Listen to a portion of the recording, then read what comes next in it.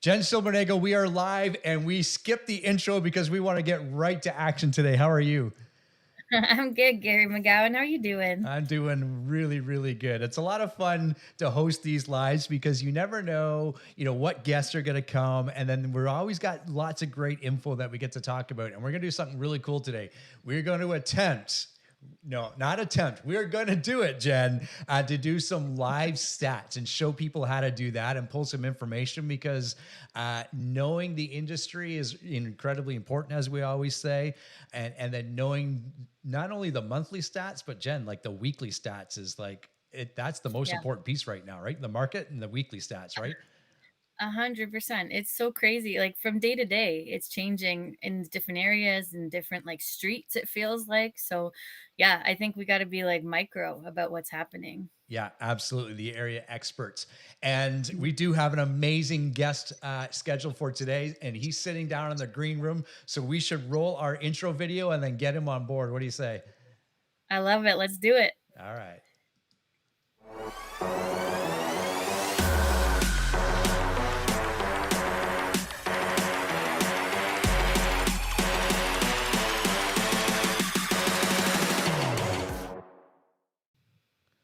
All right, Jen. So I love our next guest, Ryan McLean. We're going to bring him on screen in just a second. But when the leadership of any organization that you're a part of, when you find yourself on the same page, it's thumbs up everywhere. Like it's just so much easier to work towards the same goal. What do you think about that? Well, I mean, I think it's a huge, right? Like if the leadership is disconnected, you're not going anywhere. So having, people like Ryan and that are focused on where the ship is headed and making sure that we have that support and that leadership is paramount to us growing and being successful as a company, right? So yeah, it's Yeah, big. absolutely. I like that. I love the word paramount. That's a word we don't use in the English language enough. I love it. I like Well, to mix it up. yeah, awesome. Awesome. Very good. I'm going to bring Ryan on screen with us. And Ryan McLean, welcome to KWRC TV. This goes, you know what's amazing about the internet, Ryan? Lots, I'm sure. Lots. Okay, good. You're setting me up perfectly. This is a worldwide show, whether we like it or not. So congratulations. You've made it to the worldwide show of KWRC TV. Thank you, Gary. Nice to see you, Jen. Nice to see you too. Very good. So for those that don't know Ryan McLean, I'll do the quick little bio, but then we'll really ask Ryan who the heck Ryan McLean is. I got to meet, I don't know if I've ever told you this, Ryan, but you and we've known each other for a few years now. And I remember being in one of the courses that we were sitting, I can't remember. And there's, how there's always one or two people in any course that you sit in that's always asking questions, always asking questions. Mhm. And I thought to myself, that's Ryan. Man, this guy asks more questions than anybody. And then it only hit, like, Jen, it took like literally less than 5 minutes to realize he's not asking questions just because he wants clarity. He's asking questions because he's learning. And that's one thing that I've always admired about you, Ryan. You are a master at asking questions. And if we know anything about sales, that is where, like, one of the secret sauce ingredients, wouldn't you say? Absolutely. I've never really been afraid of failure or embarrassed if I don't know something. I have no problem. There's no silly questions. I'll find the silly question and have no problem asking it. So I'm pretty comfortable with that. Yeah, I love it. Love it. So who's Ryan McLean? So Ryan, you can fill in the blanks. You've been a realtor for how long now? Yeah. So I've been a real estate, had my license for about 15 years. 15 years. And Yep. and when we met, you were, you had a very successful team in that Hamilton, Burlington area. And then a few years ago, Jen and I always say KW is the land of opportunity. And an opportunity came up to lead that local KW brokerage as a team leader. And then a new opportunity presented itself. And that's what we're here to talk today about. So talk to us a little bit about what KW area director means. And what does that mean for us as realtors? And what does that mean for you? Yeah, so an area director is really part of the leadership team for the region of Canada. But I think going back to kind of how I got here is important as well, and that being that I've been in a transactional real estate role. I was doing that for about 10 years with different areas, different brokerages. And what KW did for me in that perspective was to help me start to build a business. I was a solo agent that worked a lot. I learned some systems and models from smarter people. As I said, I have no problem asking questions and drilling down and, and trying to figure out what I need to achieve what I want. That allowed me to build a real estate team, hire myself off my team, and then run a market center in Canada, which was a huge learning opportunity. The role that I stepped into now, so being a transactional agent, running a team, and then running a real estate brokerage, market center, and now at the regional level, it's not really that different as much as it is trying to help people succeed. When we work with buyers and sellers, we're trying to help our buyer and seller reach their goals.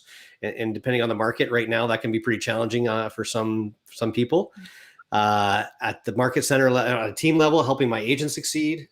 Running a brokerage, it's helping a lot of agents succeed. And really now the region is helping all the agents in Canada succeed. And the reason I think that understanding a little bit about that is, you said ask lots of questions.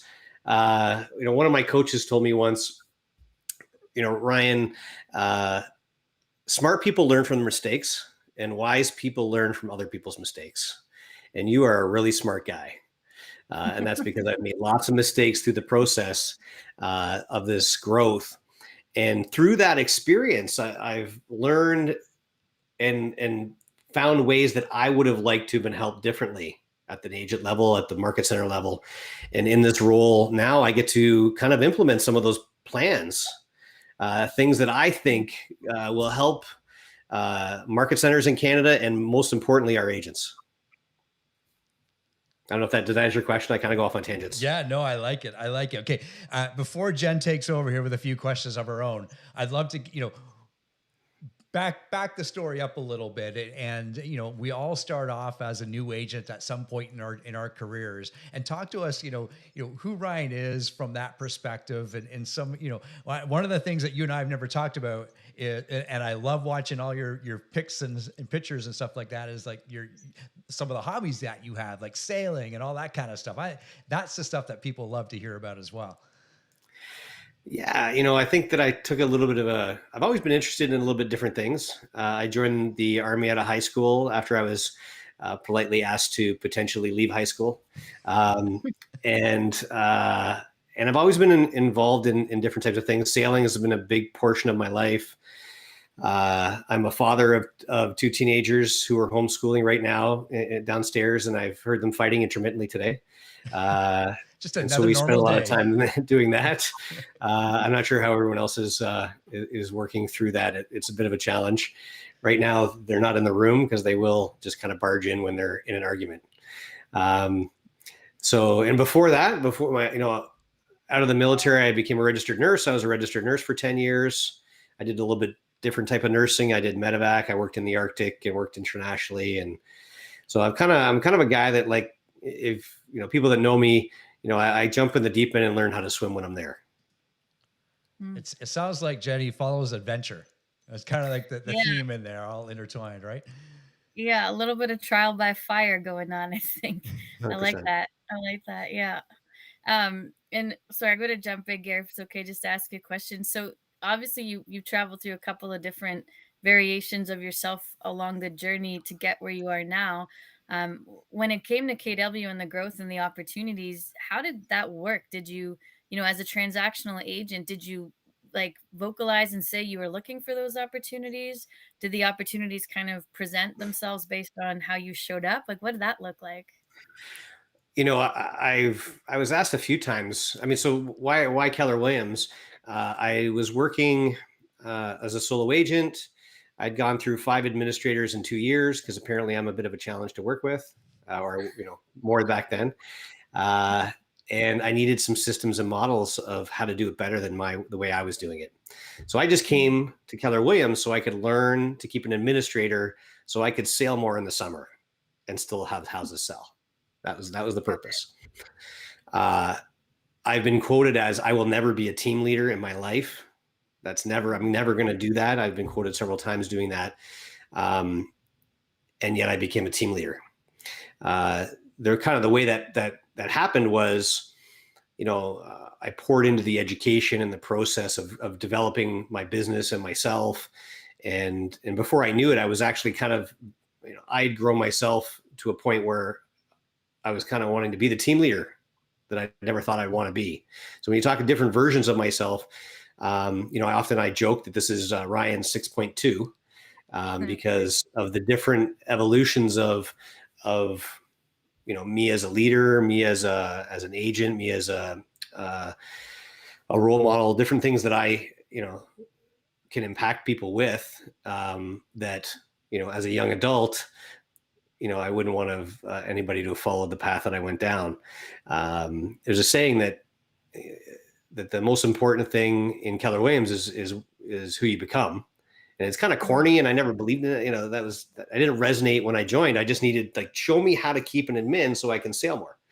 As I've leaned into that and seen how I can impact other people's lives in a positive way so they can live more fulfilling lives for them and their family, that the journey has been through growth, personal growth, as much, I don't want to say more than business.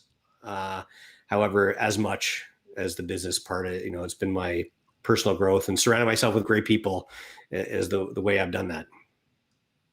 Right. Yeah. Makes sense. I like it. So talk to us a little bit about, everyone's going to put their own little thumbprint or leave a legacy, that type of thing. And let's kind of fast forward a little bit, what, if you were to say to yourself, the legacy I'd love to leave in my time at KW or in this current role, what does that look like, Ryan? I'd love to hear what that big vision sounds like. Yeah, there's a course I took called Coaching Skills Camp. And in Coaching Skills Camp, they have you write your own obituary. Yeah. And it's a pretty powerful exercise. And you get to write your obituary, hopefully a long time from now. However, you get to write it in the way that you'd like people to remember you. And, it was a pretty, I'd never done anything like that before. And it helped get clarity on some of the things that I would want to impact in the world, and working on things like your big why exercises and other, I know that what really drives me is helping people live more fulfilled lives. And that's why I ended up in this regional role, is because I saw as an opportunity to do that at a higher level, more purposely, regardless of the discomfort of taking on new challenges. As far as the legacy, it's really, there's so much opportunity in this role to impact not just people on my immediate team, not just owners of market centers or team leaders, but all the agents in Canada, and to build an opportunity for them to change their lives the way I've been able to in this environment. So,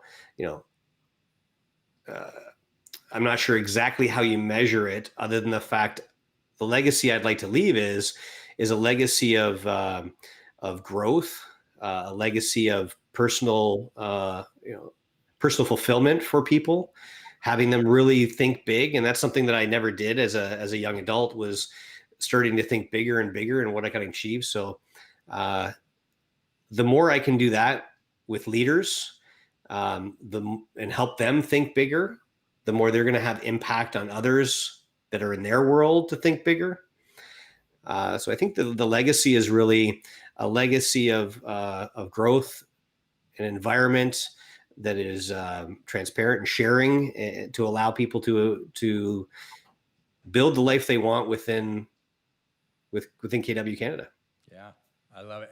And you know what I love about that, Ryan, is so many, and this is a great coaching opportunity for people that are watching this. So many people default to the legacy is a number. I want to impact this many lives, or I want to, have X amount of time off or whatever. But I love your answer. It was much bigger than that.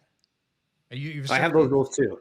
There's a certain amount of weeks I want to sail every year, and I have all that.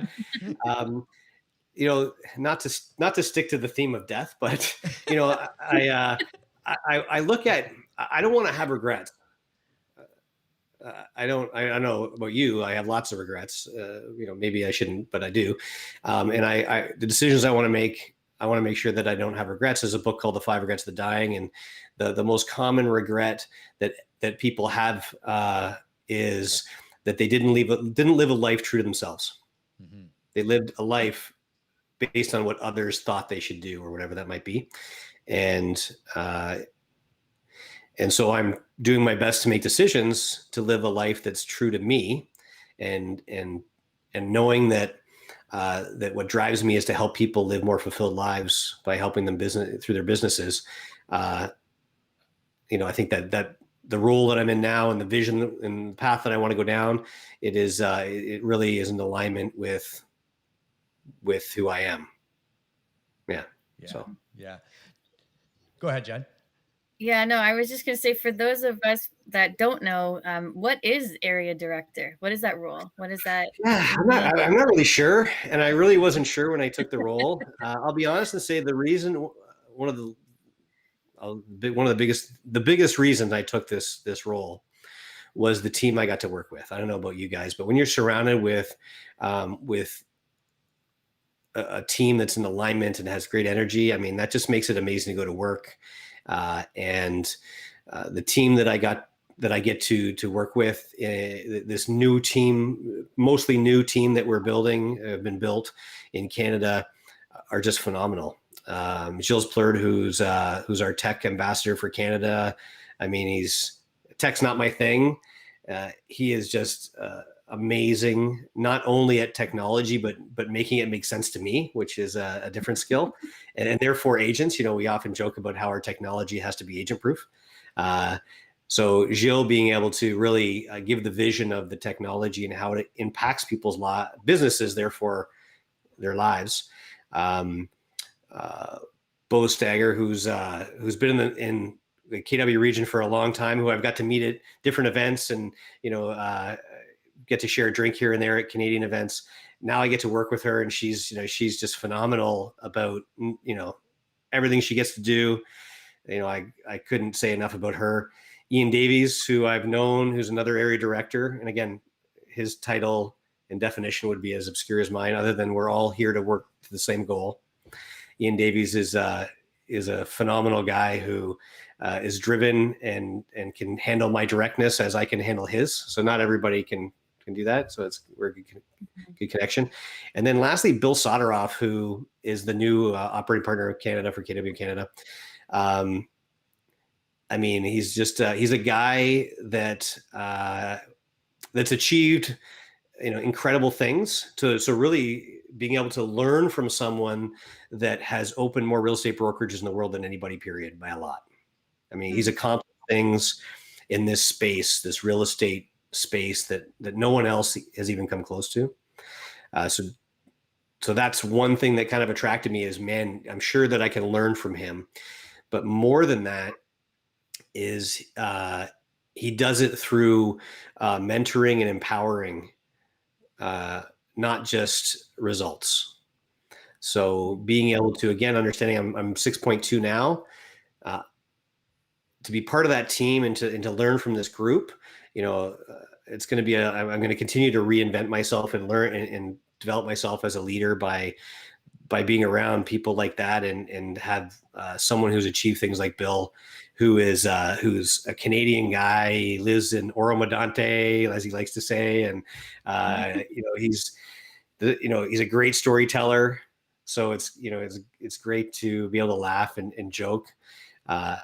So the team that we have built, that the Bills built in Canada, that's why I'm here. That's in alignment with our goals. And I mean, the team in Canada has Ignite going on right now. It's a course which is to help agents be more successful. And we had, I'm not sure, Gary, you've run Ignite in your office. What's the biggest Ignite you've ever run? Yeah, Jen's taken that over, and I think okay. I think Jen, like maybe 20 has been our max number in our office, and we'll run it. Go ahead. Yeah, Yeah, no, I was gonna say, I think there was one summer session we did where we had Oh yeah, 32, okay. and that was the most ever. And it was a lot of people have been waiting for a while. We had a big of a backlog. Traditionally, it was like 10, 15, 20 at the most on any given run. Yeah. That was one of the courses. That was the first course I took when I actually entered Keller Williams. I took this course, and it was really some fundamentals that I'd never really learned and never really focused Mhm. on, and really helped me grow my business. And when I was a team leader, I think in the 30s was the biggest, the most impact I was able to do in my office at that time. And today we had a course started, and we had 500 and over 500 registrants. I think it was 550 or so. Um, so again, understanding, that my role is really to help people build businesses to impact their lives so they can live the most fulfilling life for them. Uh, Being able to be part of supporting something like that, where you have 550-ish agents who are spending 3 hours a day for 15 days, 3 days a week, learning to build a business so they can impact their life better. I mean, that's just my little stamp on that. I didn't do that. That was the team leaders that was in Canada. But having some influence and some to be able to support them in that, I mean, man, there's nothing better than being able to impact that many people. Because I know that people, the amount of stories we hear about people who that course impacted them and their mindset and their results immediately. I got to be part of some of that now. Yeah. That's pretty Yeah. cool Well, at a bigger level. it's pretty amazing. Like the theme that I've been listening to here, or that's been popping out to me, is like it's certainly success through others, right? And that's Mhm. from Bill all the way down to, or not down, just Bill across to everybody, right? And Mhm. with the leverage of being able to put together an Ignite program that is not brokerage wide as it had been being hosted, to we started off in Ontario wide and then Quebec wide. And so now, like, what you've been able to do is basically circle the wagons, if you will, and include every market center or brokerage, as we call them, and leverage the amazing success stories and put them together, because success is numbers is pretty amazing. And today's start with Wayne Clements, he's gonna knock it out of the park. And he sent us a little message. I'm a little freaked out that there's over 500 people in here, but if there's Yeah. if there's anyone in Canada to start an Ignite program, it's Wayne, because he just Yeah. delivers it at such a high level, as we all know, and it's gonna change people's lives, and that's exactly what it's built to do, right? Yeah. Absolutely. And again, this isn't me doing it. This is just me in this new opportunity that I get to open a few more doors to the leadership team of all the offices in Canada to hopefully get something that's going to help them impact their agents' lives, more. And that's the cool part. Like you said, it's success through others. And those others are our agents. Everything we do is to help our agents, everything. And I mean, it's been a long time since I've worked this hard. I'll be honest. I'm working a lot harder than I have in a long time, and I'm doing it because I have the opportunity to help impact agents' businesses and therefore their lives. That's the goal. Yeah. Yeah. Amazing. Mhm. Amazing. So what's next? We have Ignite's been launched, and that was a big pinnacle. The first few months of your the energy that you brought here. And so what's next in for Canada? What do we got going on? Well, you know what? A very smart guy told me once that it's best to talk about what you've done, not what you're going to do. And so what I can tell you is, we've held the largest Ignite, that Canada's ever seen. I don't know about worldwide, but let's just say that. We'll say it. We'll say it here. Yeah. Thank you. Why let reality impact a good story? So, that's a big part of it. Engaging our leadership in leveraging their value. And this is the amazing part is, we have talent throughout Canada that really sticks to their own backyard because they're busy and sharing their successes in that region, which is amazing. This platform, which I'm really focusing on, is allowing the top agents in Canada to share across Canada now. We've built out a regional calendar to help the top agents share the systems models and what's impacting their business, exactly the way it's working for them in the marketplace that they're in, with everybody in Canada. And so that is, I'm super excited. As a team leader, when I was looking at ways to bring in talent to impact my agents' businesses, pre-COVID, it was a challenge to bring people from all over. It cost money. I had to pay for them to be here. Now this allows us to really tap into the systems and models that the top agents in Canada are using. So that calendar is part of that. And then June 1st, we have a Canadian Masterminds happening with the top agents in different focuses to share systems, models, and actual specifics of step-by-step how they're able to achieve phenomenal growth, success, lives within big businesses. It just allows me to really plug in top people to share across Canada. And then I've got a whole bunch of other stuff that I have coming in the future that I'll share once we're here. Yeah, beautiful. I'm excited for that mastermind because I can't think of one that's been done nationwide in Canada here. I don't want to say if ever, but I can't think of one. So maybe I will say if ever, right, Jen? And I'm excited. Well, we have the summit, Canadian Growth Summit that we did in the fall, before COVID, unfortunately. So we did that. That's a great event that brought a lot of the U.S. sluggers up who are amazing. And this one for Canada is Canadian content front to back. That is going to, these are people that are succeeding in this COVID crazy market, who are growing their businesses 2, 3, 4 times faster than the markets are doing it, and sharing with people how they're able to do that. So it's all Canadian content, which I'm excited about. Yeah, that's fantastic. And that's June 1st, right? Correct. Yeah, excited for that. Perfect. Ryan, this has been fantastic. I always appreciate you and your time.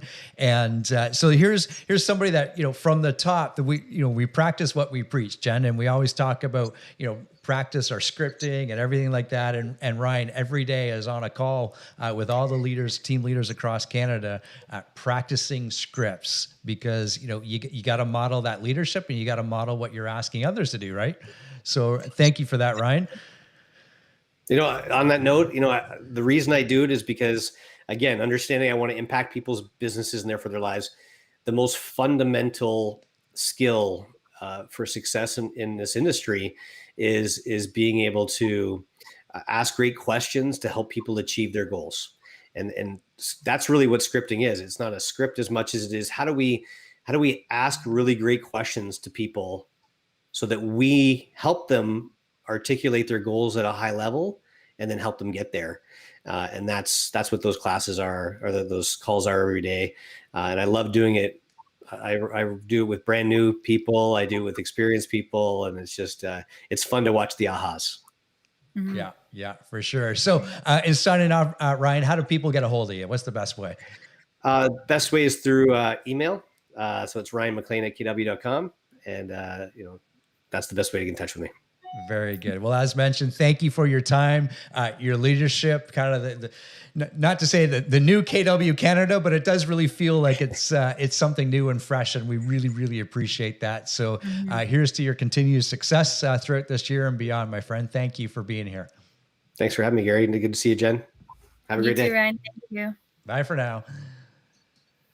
Ryan McLean, everybody. Very good. Very, very good. It's, it is a lot of fun because, Jen, like just as you do with your morning calls, the team leaders, we all get on a call together, and it's nice to see each other and connect with each other, but we have a half an hour together and we just get down to business, and we practice what we got to do for the day, and we set out a goal and we go get it. Right. Yeah. That's it. Yeah, I mean, it's the best way to start your day, right? Doesn't always feel good for the first 5 minutes, but you get into it. And then by the time you're done that 30 minutes, you got clarity on your day, you've got purpose, you're warmed up, you've run some scripts, whether you're lead genning or talking to agents or whatever that looks like. I think it creates a more productive day. So it's cool that he's doing that. I love that. Well, it's so like it's you much rather practice and shake off the rust or the cobwebs on your peers first thing in the morning than your first few calls of the morning, Yeah. right? Yeah, yeah, and it's also harder to do in front of other agents because they know the scripts, right? So you know that they're, I don't want to say judging you, but you know that they're listening and aware when you make a mistake. And people on the other end of the phone, they don't know, right? So it's easier to make, it's harder to make the mistakes if you can do it in front of your peers. You can definitely do it in front of the general public, right? Yeah, that's just it for sure. Mhm. Okay, so we got a few good topics scheduled for today, and we should get right at it, Jen. Let's get moving here. All right, sounds good.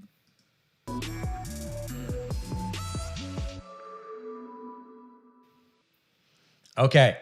The first one, to hold or not to hold offers, because we are seeing a shift or a change in the market, Jen. And what are some of your coaching clients and what's even your team seeing at the moment?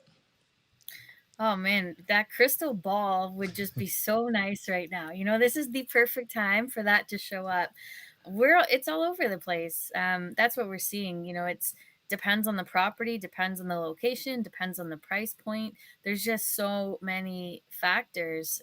Definitely seeing a slowdown in the number of offers, and definitely seeing across most areas, seeing a slowdown in multiples being held at all. A lot of agents are starting to shift and just put market value dates. Now, there is a bit of conversation around, is that just a new strategy? Because a lot of them are asking for that 24-hour, 48-hour irrevocable time period on any offer to try and generate those, multiples anyway. Just as the language of organic multiples, right? If that's such a thing. So, Hang on, I hang on. think What did you just coin there? Organic multiples. I like organic it. multiple. I like it. Yeah, That deserves yeah. one of those. It's a phrase.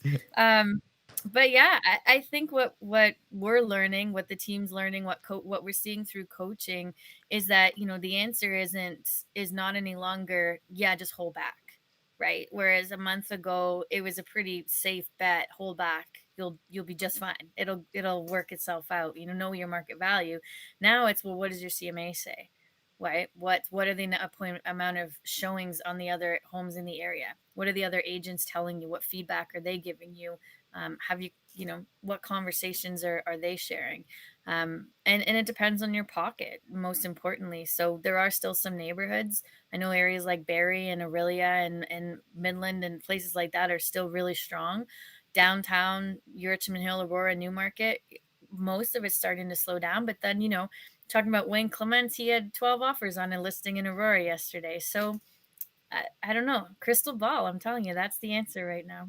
Good. Okay, so everybody go out and buy a crystal ball, and you'll be fine. It's all it is. Yeah, it's interesting, and we're gonna look at it. We're gonna try and look at some live numbers and see the number of listings versus what's active and stuff like that. I was, not to say I was blown away, but I was definitely intrigued. If you know me, I like stats, I like numbers because it certainly tells a story. And Yeah. yeah, we are seeing. If I've had a few agents call me in the last couple of days, Gary, what should I do? And my flat out answer was, if there's an opportunity to stand out from the crowd, stand out from the crowd. And if that opportunity is to list and not hold offers, do it. Yeah. Now, you got to understand your local, as you said earlier when we were talking or just before we brought Ryan on, is, you got to look at that micro or the macro market and really understand what's going on. And, with, if you got a 4-bedroom house, you got to understand the 4-bedroom market in that Right. pocket. And we're not talking In that area now, we're pocket. talking pocket, right? Yeah. Yeah. Yeah. Yeah, because I mean, you can go north of a street and south of a street and have different results, right? That's what we're seeing right now. And then what's your product? And I think that's a big part of the conversation. If you're a showstopper, people are still probably going to be pushing to fight over you. If you have a pool, people are loving pools right now, right? There are some things that are going to generate more interest than others. If you're, you know, standard, average, whatever the word is you want to use, just kind of similar to everybody else, then you might not draw the attention. And we have the inventory now that could limit your demand. So what does that look like? And like you said, how do you stand out and be different? And sometimes the best answer is just do what everyone else is not doing, right? What's Yes. everybody doing? Yes. Do the opposite of that and just see what happens, because it we can't, that's the thing about this business, right? It can change day to day, and we can't predict what's going to happen between now and next week. So if you hold back an offer, especially these last 2 weeks of April, they've really been shifting, right? The week, every day has felt like it's a little different. There's new markets happening all over the place. So when we're in that kind of, I don't want to use the word, I don't want to say volatile because that's not what I'm trying to say, but when we're in that kind of uncertain market, when it's trying to find its legs again and figure out what it is now, and it's kind of shifting, you can take the opportunity to try do things differently and see where you land. It might be the best decision you can make, right?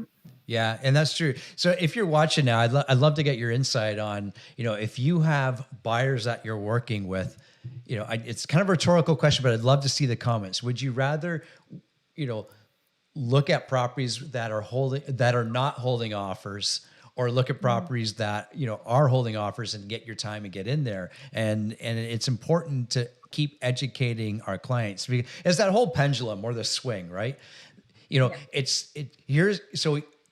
Here's a little, I don't know if it's geometry, maybe physics. It's a physics lesson. I should not be teaching physics. If there's anything anybody should know, do not listen to Garen physics. However, we Mhm. know that when the swing goes back and forth, the pendulum goes back and forth, the slowest that it's ever going is at either one of the ends. So either in a fast moving market or a slow moving market.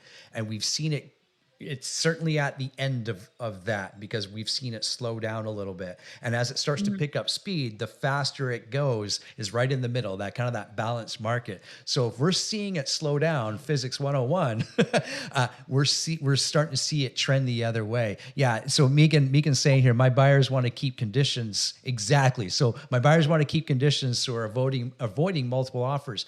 Yeah, we all have buyers, and we all want to protect their interest, and some buyers need to be protected more than others. And what I mean by that, or said differently, Jen, is some buyers, they have to verify 110% if their financing Yeah. condition is approved, or they need to feel comfortable about what they're buying with a home inspection or what have you.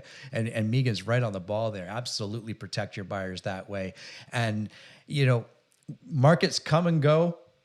And I never want to, I'd never want to tell one of our agents, don't do anything, Yeah. right? However, you need to be proactive and keep educating yourself on the right time to take that particular client out, and always look for opportunities. Yeah, for sure. Yeah, and it's all strategy based too, right? I mean, we are seeing a lot more and hearing a lot more feedback. Buyers don't want to compete.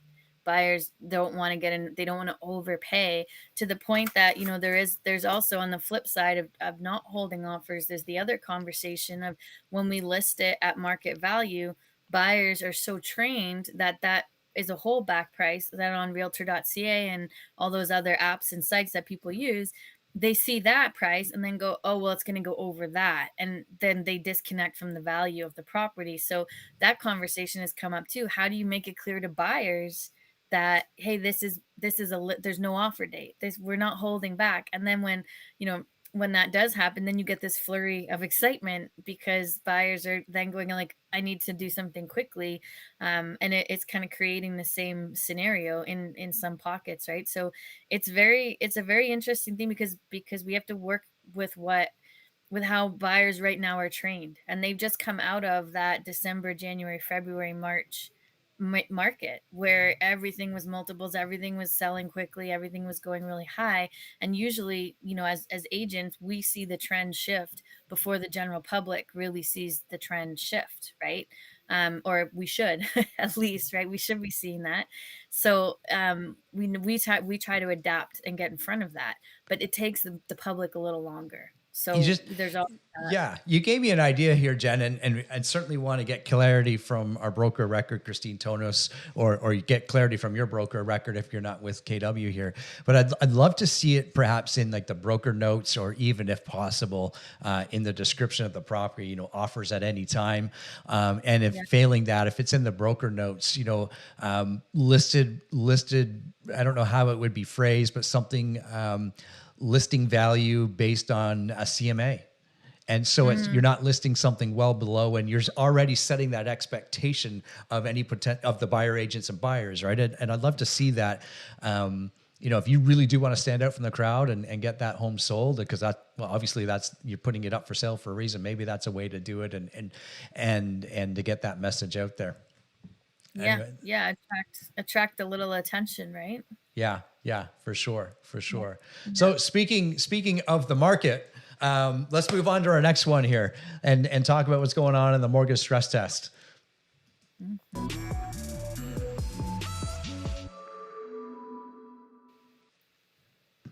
Okay, mortgage stress test. So we had, if you were a part of KW and attended our team meeting last week, if you haven't seen it, anybody can actually go watch it at my KWRC .ca, / team meetings. And you can go see what our in-house mortgage broker, Charity, talked about. And I interviewed her there. And one of the things that she said is, it was implemented to obviously kind of slow the buying market down a little bit because it was really hot. And from time and time again, as we see, as the government kind of tries to step in, for instance, it's already taking care of itself. But without getting into the nit and gritty, Jen, here's what I think it's done. It's confused people. Yeah. I think that's a little bit of what we're seeing right now. In this weird, like I was saying, that market trying to find its feet, trying to find its footing right now. And I think the stress test, or the announcement of the potential stress test that, isn't approved, but we know is going to happen.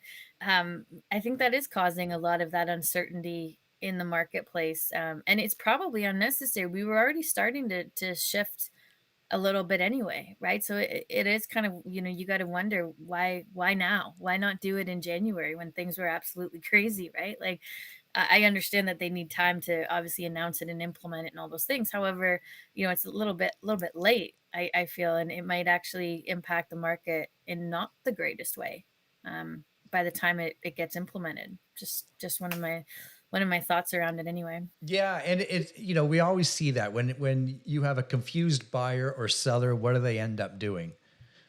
And that's nothing, right? Nothing. Because they're afraid to make a bad decision.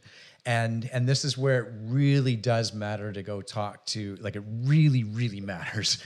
Make sure you are talking with a very well educated mortgage broker, and one that can,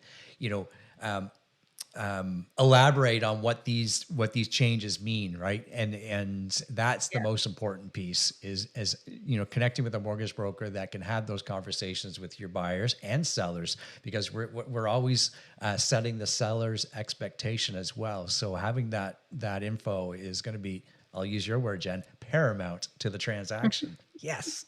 I like it. Did I use it well? Yeah, good. You did use it well. That was good. And I think part of the conversation going forward too has to be with your sellers, right? So, because just as much as buyers are trained to expect a certain thing, an outcome and scenario, so are sellers, right? They've heard all these stories, and sellers always trend on the high side, right? Because they're optimistic, and buyers are always on the low side because they're optimistic. It's our job to get them to the middle, which is reality, right? Like, this is where you want to be. And part of that is having these conversations and being able to speak clearly and concisely and use the data that we have to show, here's what the trend is right now. This is what's happening as of 2 weeks ago, as of last week, as of 2 days ago in your neighborhood, right? That comparable house down the street that had a pool and a finished basement and you didn't sell potentially. So what's that conversation look like? And prepare them for, if you do hold back, that you might not get offers. And then what does that process look like? At least if they know in advance, that it's a strategy, we're trying it, we'll see what happens, then they're ready to pivot when you have to have that conversation. If you don't set them up for that expectation, you're setting it up much harder for yourself to get that relist at a market value price. And then you bring the stress test into the whole conversation and how that impacts buyers and how buyers are looking at their numbers. And sellers need to understand what that means as well, right? Yeah. Yeah. I loved, if you're watching again, I loved in the comments, some of the areas, type in some of the areas or towns that you have buyers and where they're looking. So is it Aurora, Barrie, Newmarket, Stouffville, Richmond Hill? Love to see that, because just telling people is going to be helpful as well. Because if you can't find that right listing right now, maybe somebody has something in that area that you're looking for. So go ahead and plot that in there. The other thing that's important too is, we need to be educating our buyers and our sellers, because perhaps our buying power is going to be decreased slightly once the stress test comes in the early part of June there. However, as a seller, we often fail to realize, or we fail to see or think about, well, the market I sell in, I also get to buy in. Right, Jen? Like, that's a big piece. You might be thinking, oh my gosh, a month ago I could have sold this for 5% more, or $50,000 or $100,000 more. Mm-hmm. But it's important for us to be educating our sellers and buyers. It's the same market. Mm-hmm. Right? Yeah. You get to buy and sell in the same market. And for those that perhaps get to buy in today's market versus a February where it was really hot and you may perhaps paid more than you really, really wanted to, well, today's market, perhaps your mortgage now is going to be slightly smaller than perhaps it was when you're losing out on offers 2-3 weeks or more ago, right, Jen? Like, there's always, look for the bright side. Look for the bright side. Yeah. And typically we're not buying real estate to own for 3 months. We're looking to own it for 6, 10, 12 years or much longer, right? Yeah. I mean, there's always silver lining, right? And even like Dylan and myself, for example, like, we sold our townhouse in November, right? We bought our new house in December. We had long closings on it, but we bought and sold in those months. And in January, February, we're going, at first we were like, thank God we bought, because there's no inventory. That was January. And then February and into March, it was like, oh, what would have happened if we had waited? And we did the math. We took a look at it. We probably would have made an extra 100,000, 50,000, something like that on our townhouse, but it would have cost us an extra 200 to buy the house we bought. Right. Wow. So when you look at it that way, it's like, yeah, we could have netted more on the sale. However, what we would have had to pay to get the same property, we would be sitting in a worse financial position despite making more off our sale. So it's not always about the one end of the deal. It's about the big picture of the whole deal, right? What's your end result? What's your net result? And that variable is huge, right? So knowing how to look at those numbers too, and talking to your sellers and your buyers about that, so they understand, can help with those conversations. Yeah, that's a good perspective, amazing perspective. Okay, so let's try and look at some of these live numbers through a little market mashup here.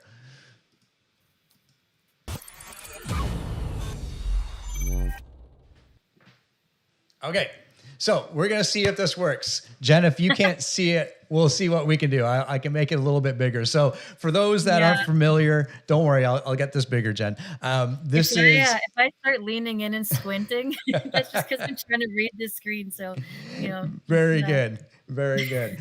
So what do we have? This is our homepage. If you're logged into Treb Stratus, this might look familiar to all the realtors out there. And if you're not a realtor, well, here you go. This is what it looks like. This is a little screenshot of it. So one of the things that we like to do, and our market stats every month through Treb typically come out on the 5th or the 6th, but typically the 5th of every month. So as Jen said in the text before the show, we're one day early, so that's okay. We can still kind of look at the numbers the way it kind of sits right now, and I'm going to just pull up the sold stats here, and that should pop up for us. Good. So let's choose for the month of April, Jen, and we're going to do this first of all in Toronto, and we just look at the big picture here, and this is really, really interesting. So I know you can't see this as great, But the first two columns are active and what's sold. So all the areas, and if you can see the number at the bottom there, Jen, right here, this is what was active. And so we had 4,583 homes that were active, and what sold was 4,690. So what does that tell you, Jen? Well, it tells me that we sold everything and cleared out about 100 pieces of old inventory. That's right. And this was in Toronto. I'm trying to write YYZ here. That's what that's supposed to say. There we go. So that is in Toronto. So everything, basically the city of Toronto, all the way from Scarborough to the, Etobicoke and north to York region. So Markham area there. So it's a big, big area. As Jen definitely indicated there, we sold more than what was active. So, which is crazy because the previous month, we could go back and look at that, but supply and demand. As easy as it sounds, or as simplistic as it sounds, the real estate market has a lot to do with supply and demand, and that's why a lot of these prices were still increasing the way they were in the Toronto area. So I thought that was really, really important to look crazy. at. Yeah. So that's Toronto. Now let's look at, we can look at Peel, which would be, that would be Brampton, Mississauga, Caledon area. And this again is for the month of April. And as we can see here, Jen, the two big stats here. Yeah, you got it. And this is actually even, look at this one. It's a bigger gap. Yeah. Extra 500. Jeez. That's a much bigger gap. Incredible there in the Peel region. So if you're trading, or if you have buyers or sellers in the Peel area, you were fighting hard to get your offer accepted in the month of April. Yeah. Which is incredible. Absolutely incredible. So the other area that we focus on, obviously, where our head office is for Keller Williams Realty Centers, is in York region. And if we pull that up, Jen, okay, let me ask you a question. Now I'm putting you on the spot. It's okay if you're wrong. Really cool if you're right, but it's okay if you're wrong. It's all good. Do you think we followed the same trend in York region? Ooh. Oh, wow. I'm going to throw out a guess of no. No. I would like to specify that it's a guess. I hope we did. This guess is actually it's a good guess. So there's York region, and what was active was 2695, Jen, and look at this, what was sold was 2455. So we actually didn't follow what happened in the other two major areas in the Toronto Real Estate Board, which is Peel and Toronto. So that's why, a lot of agents within our office that work that York region area did see and did feel a little bit of a softening there, right? And this, there's always a story to the numbers, right? And we can probably dig even deeper to see what areas was ahead of the next. But if you look at some of these, I don't know if you can see that, Jen, on the screen. I'm just looking at this now. There's some big differences here. So here's something really interesting. And I only just saw this now. Richmond Hill and Vaughan have significant differences, about 200 properties that were active that didn't sell in that month. But if you look at Newmarket, 180 were active and 206 sold. Yeah, Aurora is the same, 152 active, 190 sold. So Aurora Newmarket, we're still outselling the market right now, inventory-wise. Same with East Williams, right? Yeah. That's right. So there are still, as Jen said, it's, when people say, do you follow the real estate market? Yes. And however, we don't follow the Canadian real estate market. We don't follow the Toronto real estate market. You need to follow the Aurora real estate market or the Richmond Hill. And depending, because Richmond Hill is so big, depending on what pocket. So you do need to become that area expert as we've talked about. in that. So I thought that was really, really interesting, Jen, to kind of look at all that. And if you're curious on how I pulled these numbers, just on the left-hand side here, I just went to sold stats, and I looked for the stats of April. Now, this won't be, because they're compiling all the information right now for our for the stats that come out tomorrow. This might not be 100% accurate, but it'll be awfully close, right? And you can download this, or you can get it even a little bit more specific. So if I was back in York region and I wanted to only look at the new market numbers, I highlight new market here, and I just simply click on new market, and now I get a breakdown of what this looks like. So we can really look, if you're looking at townhomes, which is always great in the new market area. You can see here we had 32 active and 28 sales. The second number that you might be looking at, that's the sale quantity of the year to date. So the top number is the month, then the second number is year to date. Always really confusing because it's not very clear here. Somebody told me once what that means, and it made sense. On the right? It's on the far right as opposed to being on the, like, where it would logically be. Yeah, it's weird. Exactly. Yeah. Exactly. So this is always interesting. And it gives you the average price, which is fine. I like looking at the median price because that'll take out the kind of the unicorns, if you will, as I like to call them. When you see stuff like this, Jen, does this, as a realtor, when you put your realtor hat on, does this help kind of decipher what's going on and help you share that story with clients? Yeah. I mean, I don't think I can tell a story without this information, right? Because I have nothing to back up what I'm saying other than the fact that they really like me and just believe me, right? But if I don't know the numbers and I don't bring that information, I can't validate my opinion or my perspective, right? So this is a huge tool that we need to have in our tool belt and need to be looking at. And it 100%, I've always said, let the market do the heavy lifting, right? So when you're having those hard conversations with your clients, don't do the work. Show them the numbers, show them the stats, show them the trends, let that do the work. And then you're just there to answer their questions, right? And create the strategy. Yeah. Did we lose Jen? No, there she is. Yeah. Sorry, you froze for a second. Yeah. When you said that, I always think back to school, show your homework, right? Yeah. And this is exactly that. And here's the time. So as our market kind of slows down from that selling or buying frenzy as it was a couple of months ago, a week is going to feel like a year, right? Because it hasn't sold yet. 2 weeks is going to feel like an eternity. And the way that we manage and help manage expectations is by showing these numbers on a weekly basis. And I'll show you how to do that. So, and we'll kind of finish off with this because this is really, really important. If we want up-to-date numbers, go back to this screen here, and we just simply keep, I don't know if you can see it at the top, most recent sold statistics, just keep that checked.